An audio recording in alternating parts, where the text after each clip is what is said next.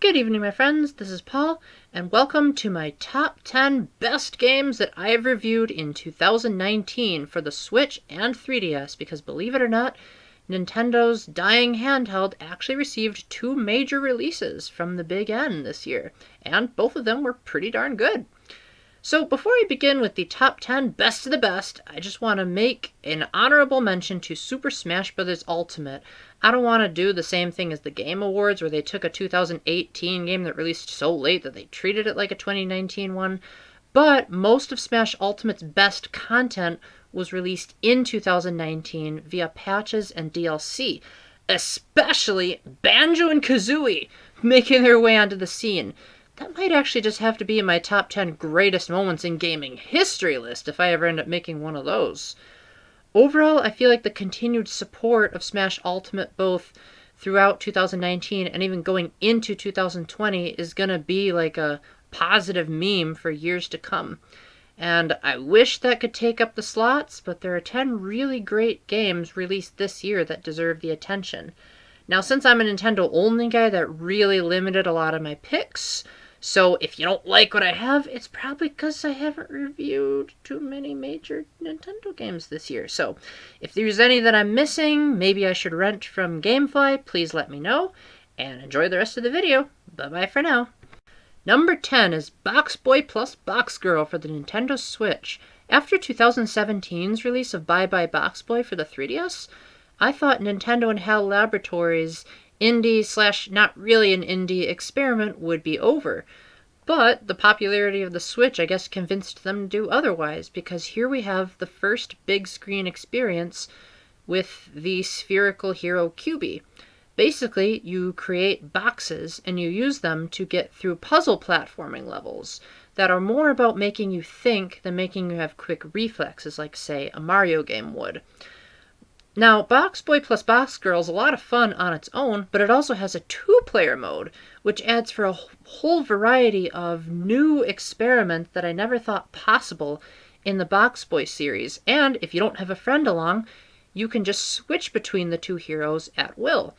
There's even a third quest, if that's not enough. So this game has incredible replay value and feels like an indie title, even though it's actually published and developed by first-party greats. So what are you waiting for? Give it a try. Number 9 is Ori and the Blind Forest Definitive Edition for the Nintendo Switch.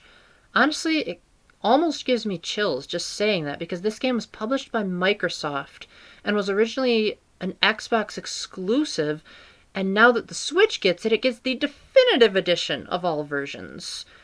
For that reason alone, I should have it higher up on the list, but alas, there were definitely some rough patches. I mean, it was developed by an indie studio, so they couldn't exactly get it perfect. Nevertheless, Ori is beautiful in both its graphics and its music, and there are moments where it's generally fun to platform around.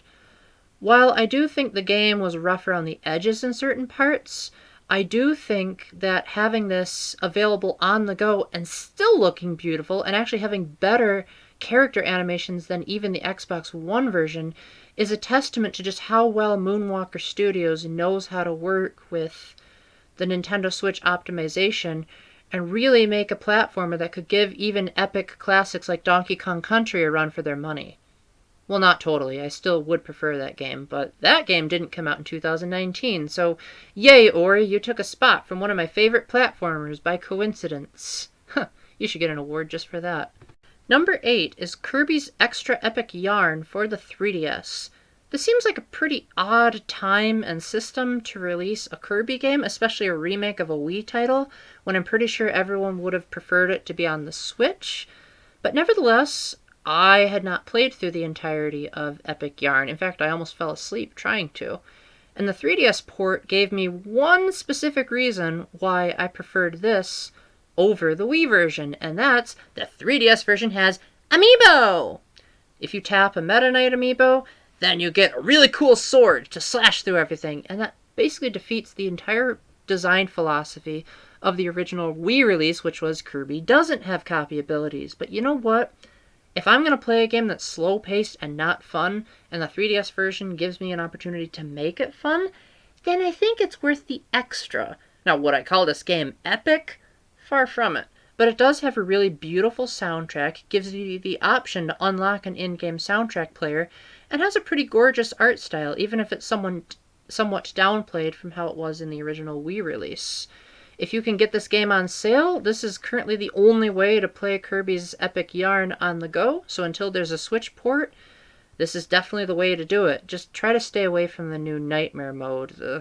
The music that plays in that really doesn't do favors for this game's excellent audio. At number 7, we have Deltarune Chapter 1 for the Nintendo Switch.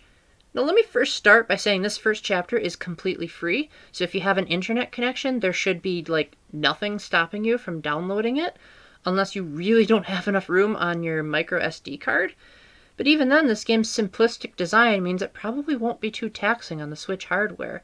I also feel like this is probably the most under-talked about 2019 Switch releases, because the original versions came out in 2018, so in 2019 Game of the Year discussions, Deltarune's going to be completely overlooked.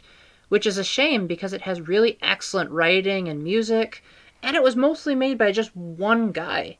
Now, if you haven't played Undertale, you might not be able to fully appreciate it as much, but thankfully most of the game's story is self-contained in its own parallel universe, so you'll still get a lot of enjoyment out of the hilarious writing and the often self-deprecating humor that makes fun of a lot of tropes in video games. And just think, this is basically only a demo. Just imagine how much better this will get once the remaining chapters are released. Now let's just hope they're on Nintendo Switch, and then I'll be really happy. At number 6 is Mario & Luigi Bowser's Inside Story for the 3DS. I'm not going to include Bowser Jr.'s Journey because I never finished it, and quite honestly, I don't really like the side story all that much. I didn't like the gameplay in Bowser's Minions, and I don't really like it here. However, this was the first chance I had to play Bowser's Inside Story, and I must say that I really enjoyed playing it on the 3DS, especially because it had amiibo support.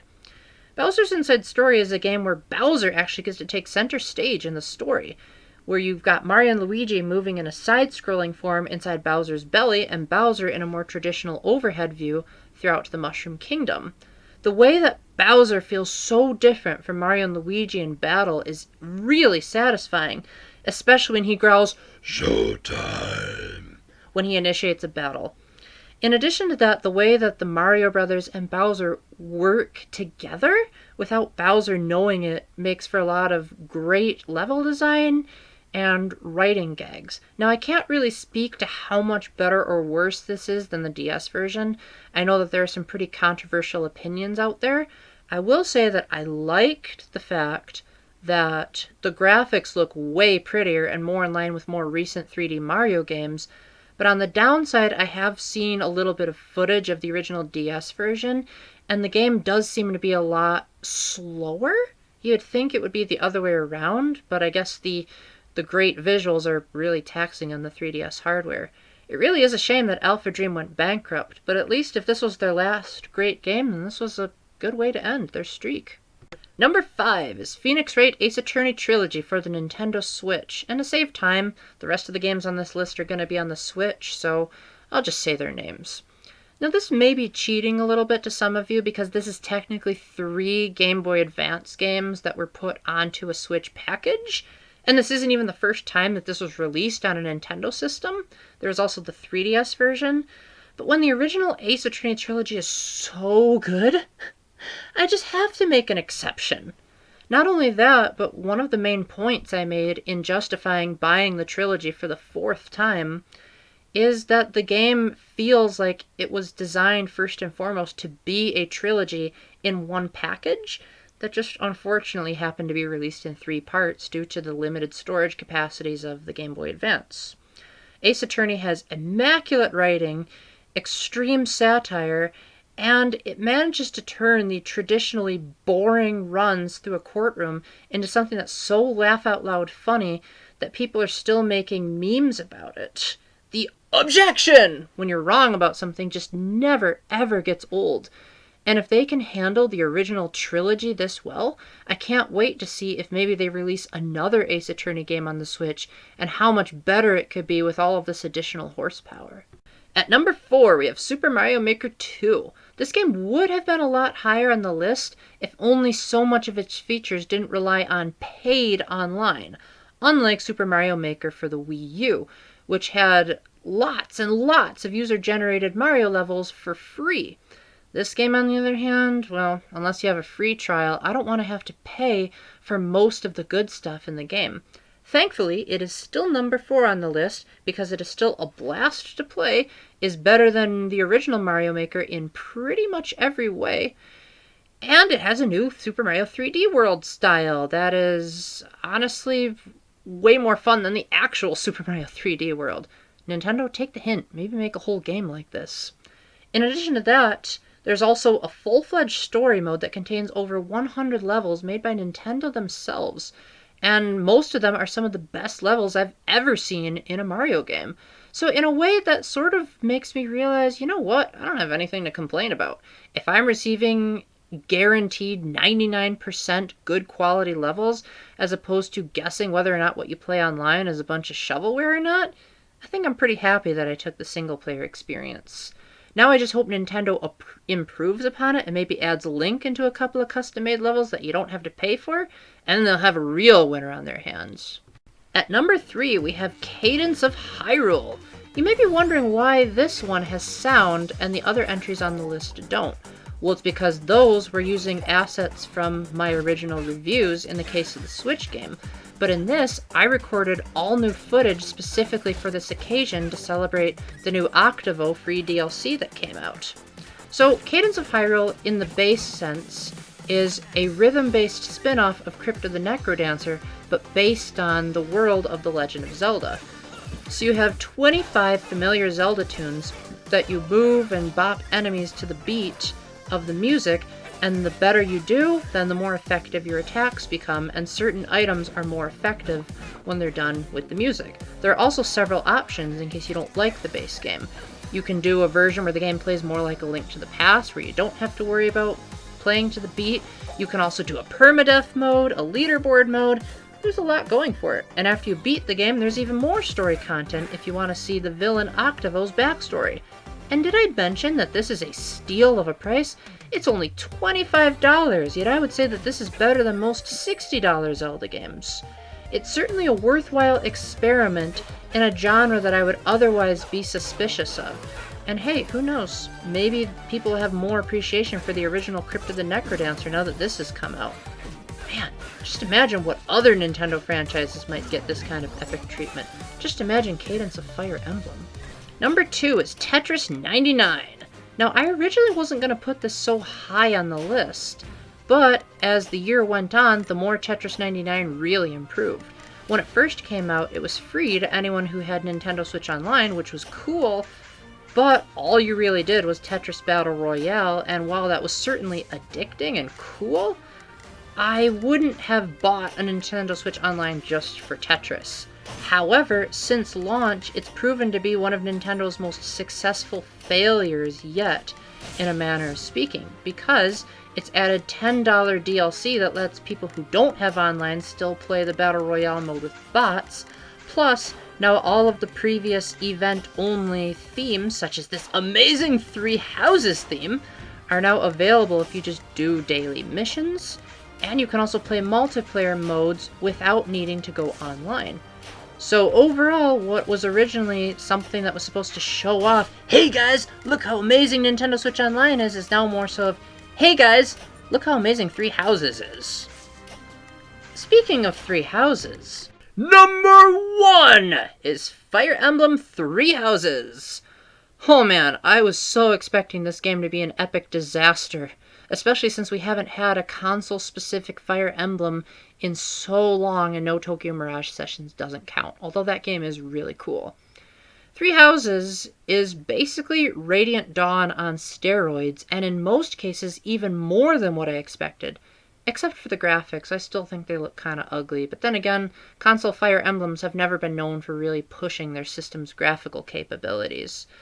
Three Houses manages to keep the traditional Fire Emblem formula, while at the same time being willing to innovate with more modern sensibilities, including a fully explorable monastery and way more customization options. You are actually a professor that teaches your students how to become soldiers. And so as a result, you feel a greater sense of personal attachment. Not only that, but there are 4 endings so far, not including potential DLC that may add more. And each ending feels radically different and offers different perspectives on the same storyline, just told through different eyes. So the replay value is really high. The characters are great. The voice acting is incredible. The voice actors might actually even be better than the voice acting because they've actively gone out into the community, made videos on YouTube, started entire channels. This game is sort of turning Fire Emblem into what it really should have been back when it first came into North America, but people were too turned off by the steep learning curve. Now, I feel like what should have been the glory given to Radiant Dawn is now given to this game, and I couldn't be happier, even if I think it took way too long for them to get to this point, but at least they came to this point at all instead of waiting forever. Now we just need to hope that Professor Layton versus Phoenix Wright gets that kind of treatment, and then I'll be a really happy camper. But hey, one high point to this game is that it's still not done updating. In 2020, we'll probably have even more epic content, including a huge story expansion. So, be prepared for this game to have an honorable mention in my best games of 2020 list. With that, thank you so much for watching and supporting my channel. Even if you haven't supported my channel, just watching this video alone and listening to me ramble about a couple of video games that I happen to like really means a lot to me. I don't get paid a penny for this, but in my opinion, just the fact that I have such a non-toxic fan base is payment enough. So again, thank you so much for watching. Let me know in the comments what some of your favorite Switch and 3DS games of 2019 were. And until the next time, keep the faith, stay epic, God bless, and if you liked Dragon Quest, well, that almost made the list, but I didn't technically beat it, so I apologize, loyal RPG fans. Bye!